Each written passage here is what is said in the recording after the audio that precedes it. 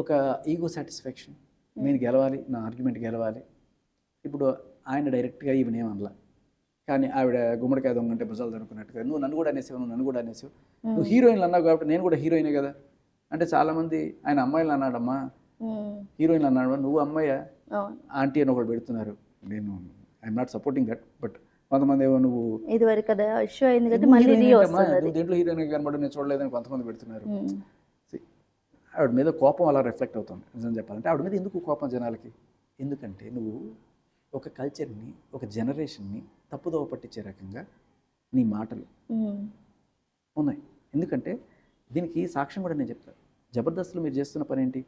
Anchoring కాదు, దాంట్లో cinema role కాదు కదా.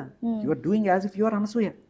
It's not a role. ఇప్పుడు సపోజ్ అదేదో సినిమా రామ్ చరణ్ గారి సినిమాలో ఏంటది అత్త క్యారెక్టర్ చేసింది, సూరమొత్తం రంగమొత్తం ఏదో రంగమొత్తం ఆ క్యారెక్టర్ చేసి that's character, okay fine. But ఇక్కడ ఏంటి, you are yourself. And ఆవిడేముంటుంది, రాశిగారి ఫలాలు అంటుంది. అంటే ఆ జోక్ అనమాట, జోకు. సరే జోకే, ఎవరికి జోకు? బూతులు ఇష్టపడే వాళ్ళకి జోకు. కానీ బూతులు తప్పు, ఆడవాళ్ళని ఐటమైజ్ చేయకూడదు, ఆబ్జెక్టిఫై చేయకూడదు అని చెప్పే మీరు ఖచ్చితంగా అటువంటి మాట్లాడకూడదు.